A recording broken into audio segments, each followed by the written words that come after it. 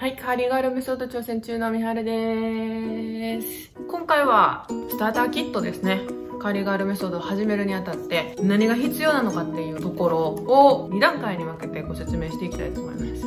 で、最初のパートで最低限これだけやったら始められるっていう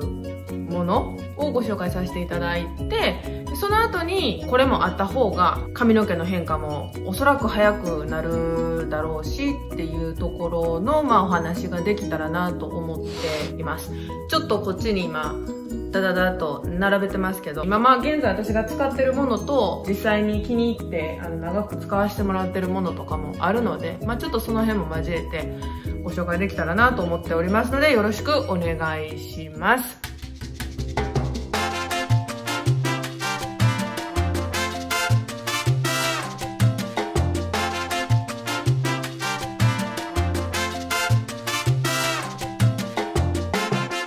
まず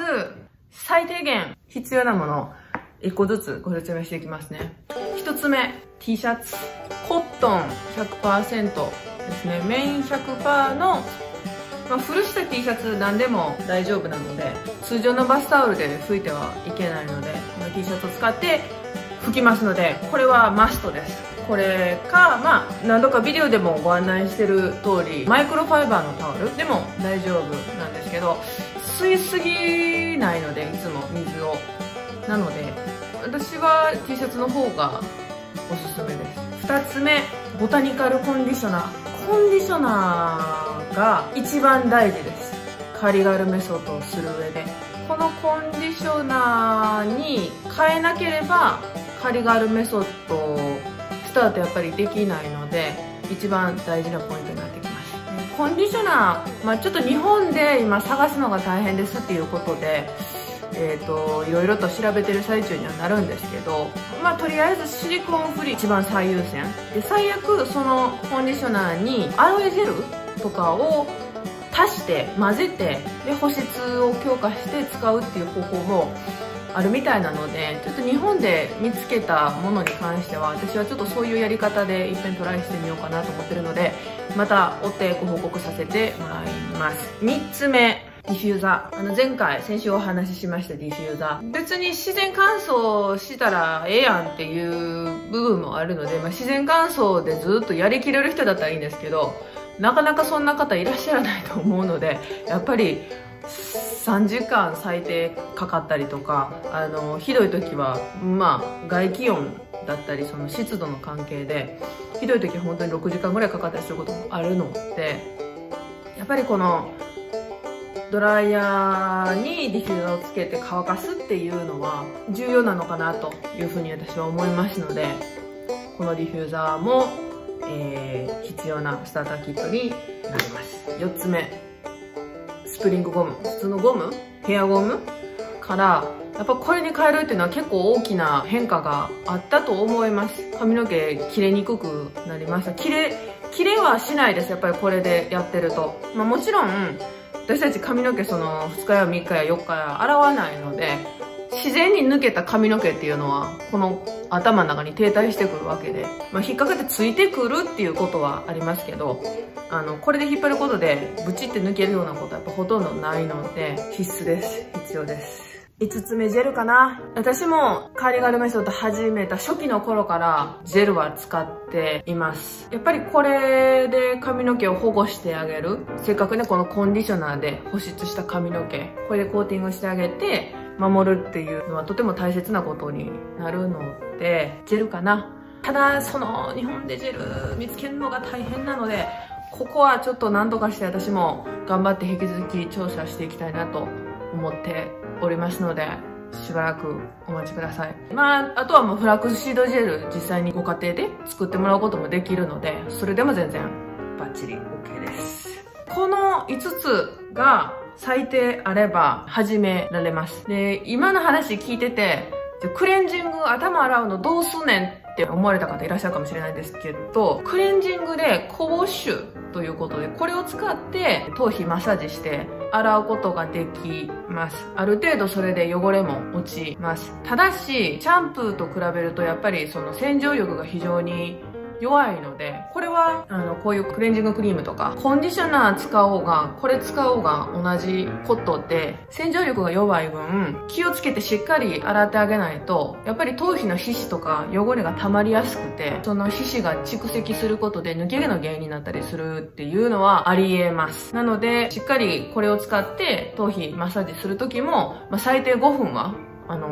グリグリグリとマッサージすることと、あと、私も週1で黒糖をコンディショナーに混ぜて、だいたい割合3対1ですね。コンディショナー3に対して黒糖が1。だから大さじ3で大さじ1杯の黒糖と、混ぜて、頭皮の角質除去みたいなことが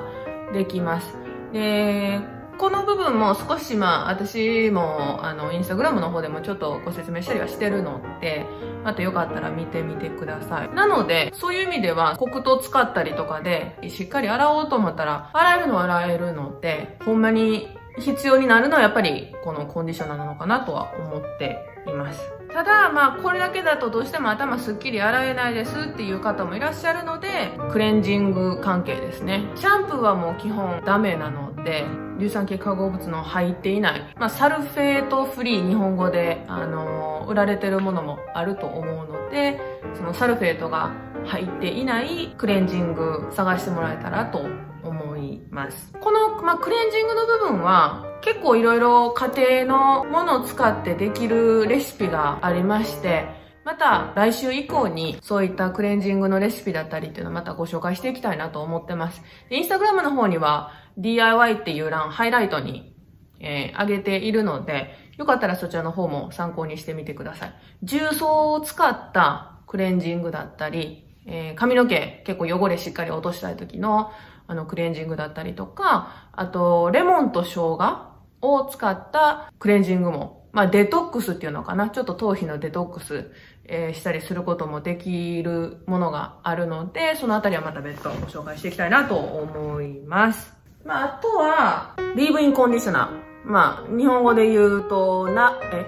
洗い流さないトリートメントですかね。特に髪の毛の乾燥がすごく気になる方には便利かなっていうものになります。で、私、最初、カーディガルメソッドに切り替えてすぐの時は髪の毛めちゃくちゃダメージヘアがダメージヘアですごかったので、このリーブインコンディショナー合わせて使いました。ただ、今4ヶ月ぐらい経ったかな ?4 ヶ月近く経ちまして、髪の毛だいぶ、潤いのその維持が結構できるようになってきたんですよ。で、今日は実はリーブインコンディショナーは使ってません。今日も髪の毛洗って、このディフューザーでブーンと乾かした後なんですけど、今日はこのコンディショナーで頭皮マッサージで洗って流して、ほんでこれをまたコンディショナーとしてつけて、シャワー出た後にジェルだけつけて乾かして今です。なので、リーブインコンディショナー絶対いるかって言ったら、そうじゃないんですけど、最初の傷んでる段階は、あった方がええんかな。私も実際に最初の頃は使ってたので、使わんかったらどうやったんかっていうのはちょっと実証はできなくて申し訳ないんですけど、ただあったら、あったでね、髪の毛しっかり保湿するその手助けにはなるのかなと思ってます。スプレーボトルですね。私スプレーボトル2本持ってるんですけど、これでも化粧水入ってたやつのラベルを剥がして再利用してるだけなんで、別に買ったものでも何でもないんですけど、こういう通常の普通の、見えませんね。普通のやつですよ。と、みんなこれ持ってるやんみたいなスプレーボトルなんですよ。で、これ何がいいかって言ったら、噴霧がすごいです。噴霧。もう本当に、このスプレーだったら本当に、シャーっていう、本当スプラッシュみたいなよくあるスプレーなんですけど、これだと、すごい霧状の、水が出るので、ただ、霧状なので、しっかり濡らしたいときはやっぱり時間がかかりますんで、こっちの方がやっぱがぜん早いです。スプレーボトトルは翌朝、明日の朝とかに寝て起きたら、ちょっと髪型若干やっぱ乱れてるんで、それ直す時に使えます。手に水つけてこうやるのでも全然問題ないんですけど、ラベンダーのエッセンシャルオイル、こういう水、500に対して、3滴ぐらいまでかな。これを3滴入れて振って使います。どうやらフランス語の洗うっていう単語からラベンダーって来てるみたいで、そういう洗浄の力みたいなのはラベンダー自体にどうやらあるそうでございます。そういうこともあって、このスプレーボトルに私は必ずこのラベンダー入れるようにしてました。ある程度やっぱり清潔に保ちたいっていうところがあるので便利です。最後10点目、ヘアクリップ。これも比較的私も使うので、やっぱりあったら便利かなと思っています。全然なくても、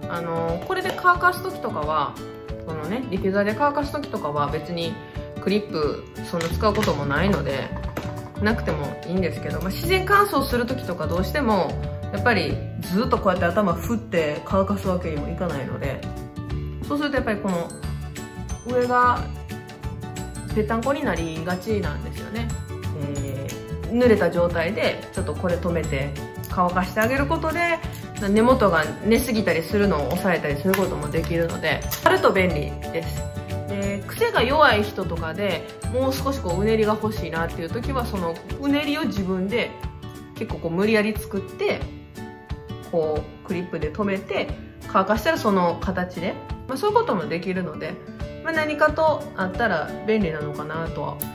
思っています。以上です。とりあえず最低限こんだけあったらできるっていうところと、その後もう流れでちょっと喋ってしまいましたけど、最初の5点はないとやっぱりなかなか始めづらいのかなっていう部分と、それ以降はあるとさらにいいですよっていう内容なので、皆さんの入手できるヘアケア用品と合わせてやってもらえたらなと思います。次回は DIY のフラックスシードジェル作り方ご説明していきたいなと思いますので、楽しみにしておいてください。また来週。 PV なくても全然大丈夫ね。良くなってきました。ありがとうカリガルメソッド。